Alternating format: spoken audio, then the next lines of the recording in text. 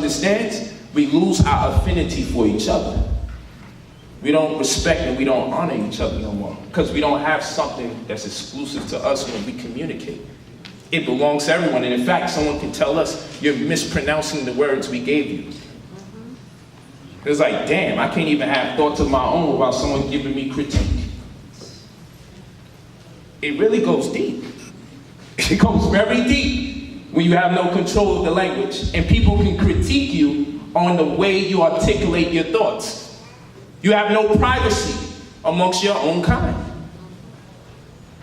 It's a very dangerous setting to be in when you have no privacy amongst your own kind, even when it comes to communicating. And look at the joy people get if they just hear you say one or two words in their language, and they're shocked that you know it. That's what language does. Whoa, you took the time to learn something about me. Because they make the language synonymous with the person. Like if Hebrew is a language, and then you got people calling themselves Hebrews, and they're like, yo, Hebrew's a language. But they made it synonymous with their identity. You got Judaism as a religion, but they made Judaism a race. They made it them. They made it one and the same. Don't part us from what we practice day to day. Don't part us from what we say. They made it them. But what can we make ours? That's the question. So we talking about gene food consistency. Gene food consistency. Meat mythology or vegan truths. So I wanted to do some review slides from the lecture that I had before. And just to show you the psychology behind things that are taking place in our community. So, you know, I'm from the States, and I'm sure the same thing's going on here in Canada, where you have a living setting that they call projects. And there goes the word projects. The project can be just that. It can be a project. Let's see if we give black people a small space to live in. How might they respond with limited resources? So it might be a real project. But project is also infrastructure built up for low-income communities. Or it can be project. Maybe these people will start projecting their thoughts on each other out of the insecurity that precipitates from them lacking in resources. These words are very tricky, but we go to the Robert Taylor Homes. It's a project in Chicago, and we see it's located in Bronzeville neighborhood of Southside Chicago, and Robert Taylor Homes were, at one time, the largest public housing development in the country, completed in 1962. The developments were named after Robert Taylor, the first black student to enroll at the Massachusetts Institute of Technology back in 1888. Composed of 24 16-story high-rises, a total of 4,415 units, the Robert Taylor Homes were once home to Mr. T athletes Kirby Puckett, Maurice Cheeks, and the current governor of the state of Massachusetts, Deval Patrick. Let's get into the real nitty-gritty of this. During its time, Robert Taylor Homes housed some of the poorest residents in the country. A 1999 article reported that 95% of the housing developments, 20,000 residents, were unemployed and listed public assistance as their only income source. With such poverty, the Robert Taylor Homes recorded some of the highest rates of violent crime and gang activity in Chicago. Why was that important? Because we're talking about language. That's why I'm using this. When I used this before, I was talking about something different. Right now, I'm using this to talk about language. Because what is the language? What is the interpretation of this? Well, it's a great black man. And we could have named any other setting after a great black man, but let's name a destitute community. Let's find a destitute community. Let's erect some buildings where people have limited resources, and let's name things after great people of their community. So we go here and we see Marcus Garvey. And all over, I had never been to a Marcus Garvey project that was a good project. So we go to Marcus Garvey projects, right? And it says, as the weather heated up in May, the killings began to mount in the city's public housing. In a span of just 11 days, there were 6 murders at City Housing Authority Developments. The bloody spree began at 11:20 p.m. on May 29th when Corey Clark 40 was shot outside the Marcus Garvey houses in Brownsville, where I'm from. So, let's name a project after Marcus Garvey. Let's name a place in the lower income community after a highly revered black man. And most of the Negroes who live in the projects don't even know who Marcus Garvey is. Never even took a second to think, let's look it up. Very true. I did it on video. Went to the Marcus Garvey projects. You know who Marcus Garvey is? Tell me one thing about him that you know. But what does this allude to? What does this allude to? Well, the pain and the affliction that accumulates from being in a place that is named after someone great will make you cringe when someone tries to educate you about it. If I live in the Marcus Garvey projects and people are constantly being murdered and I'm living there saying, I can't wait to get the heck out of here, and then some black man comes and says, let me teach you about Marcus Garvey, black man. Subconsciously, you would have associated something very negative with Marcus Garvey because you've been living there probably since you could remember, or living there long enough that when you hear the word Marcus Garvey, you think about the place you hate being at. So you indirectly develop a hate for Marcus Garvey himself because you don't want no association with him. That's part of language. That gets dumped into your DNA. That affliction, that sensation, that disdain is part of your DNA, part of your subconscious. Go and prove it. So trauma can be inherited. We're going to read an article that's going to prove that. So we look at Black Wall Street and we say, man, what a great time in black people's history. And we look at Martin Luther King and we look at Malcolm X and we say, man, these are some great black people. But then what is the language behind it all? If you're great, you're going to get shot in your head. If you're great, you'll be assassinated. And if a group of you are great, we're going to bomb your community and lock everybody up and terrorize them. So now, we'd rather be gang members. Why not? Because I got gang members that tell me, be careful, when I say I'm about to go teach class. I'm like, be careful. I mean, I can see both guns in your head. I want you to be careful so you don't shoot your balls off by accident. I got books in my hand. You got guns in your waist. You in fear of my life. You feel you got a better chance of surviving. They're like, yo, bro, your video just went 1.5 million views. You ain't scared? Like, bro, y'all was just shooting yesterday, but you have beef with your neighbor across the street. You ain't scared? But the reality is what? The reality is this resonates with the people. There's a message being said that many people don't realize. And that is, if you want to be great, you gotta endure the hate. And the hate will inevitably give you death as your fate. This is what's gonna go on in your mind. Because every time you learn about anybody that is excellent in your community, and then what happens? So why would people aspire to just be good for no reason? Because that's what's going to be said in people's minds. I'm not going to be walking around here being good for no reason and get killed. I'm going to make mumble rap. And when you do hear words, I'll be saying something degrading about women and killing brothers, and in between that I'll mumble when I run out of ideas. Facts. Absolute facts. So there's a language here. They speak into the subconscious mind. Don't be great. I dare you be great.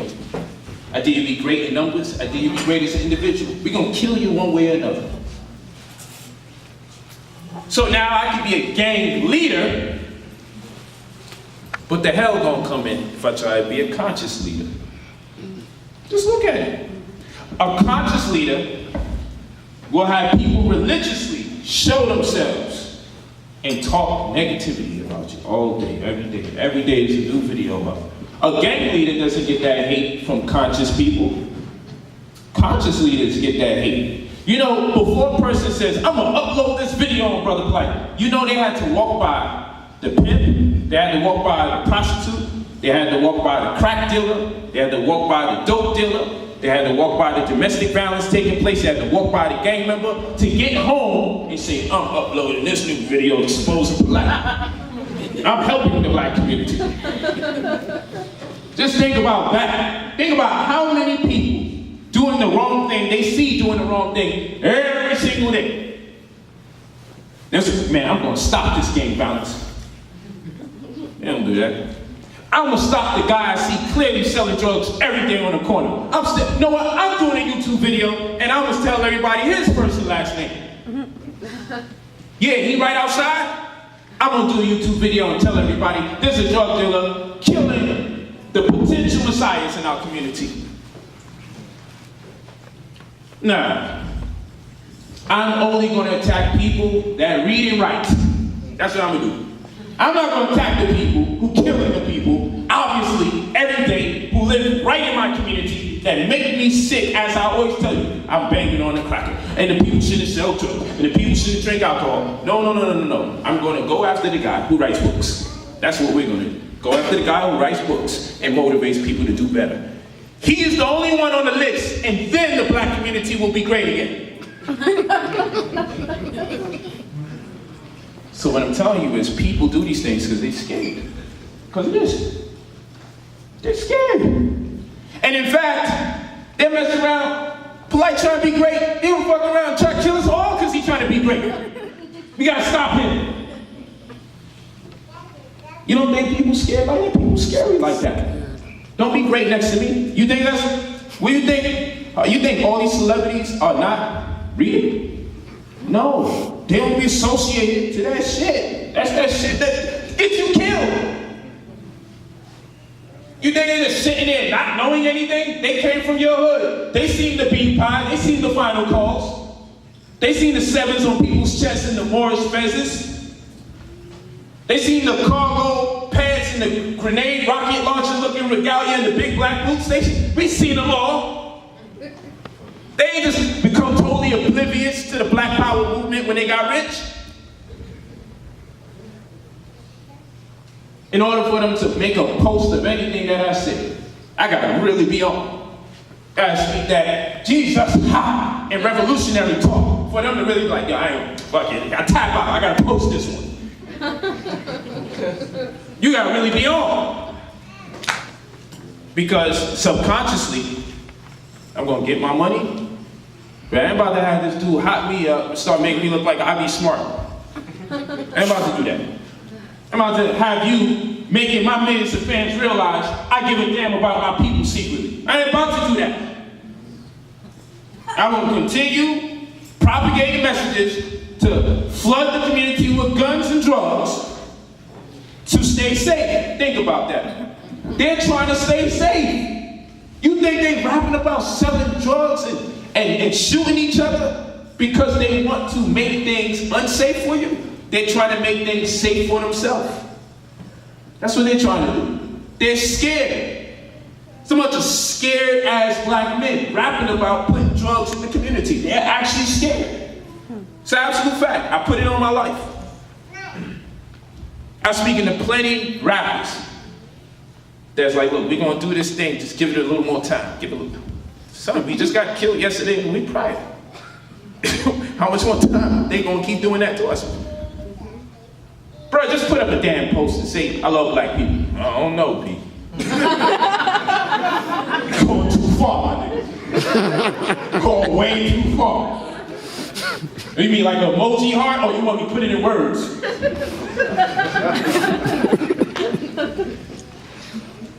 It's sad that the people who speak about shooting each other so much are afraid to openly say, I love y'all. It's actually out of fear. They won't say, I love you. Because they don't want their world to collapse. And if it's like that, they gotta tell you how bad a situation you must be in. If you can't publicly attest to the love that you have for your people. How far have we gone? When that's the biggest fear, because that's all it's about. Any form of education to black people is a form of love to black people. So if the brothers and sisters that's rapping is scared to show they love their own people, then the only thing they can do to be safe is to try to convince everyone they don't give a damn about you. It's a very weird psychology. Very, very weird. So people try to tell me, hey, Polight, what you think about these coons hanging out with Donald Trump? I'm like, fam, those coons were singing songs about degrading black women year after year. In fact, this is an upgrade. This is actually better. They're in politics now. It's an upgrade. Yo, Lil Wayne said something about black lives. Man, my life, man. Don't worry about what's in my cut. Like, you know, listen. I was like, you know that man was talking about torturing black women in one of his songs? Because he got an enemy that's a black man? He gonna torture his woman? You know, I'm just like, so now he says something about Black Lives Matter, and now we're supposed to jump on him? Why you ain't jump on him when he was disrespecting black women? Now we're supposed to be all political now? I mean, you didn't care about the black woman he was torturing in his rap? You didn't care about the people he was encouraging to drink lean? Cough medicine mixed with soda? Soulja Boy is one of my favorite people. And I'd be sad. I swear to you, I love he got a gift to draw attention around himself. I think he can have that gift if he was positive or if he was negative. He got a playful spirit, man. You know what I'm saying? Hey, say Big Soulja ain't allowed in the hood. Man, he looks so happy, man. He looked like a good kid, man. You know, who does that? He looked like an innocent child when he was doing that. Like, look, I'm in the hood. How could you look at him and be mad at him? You feel me? Like, I look at him and I love that brother.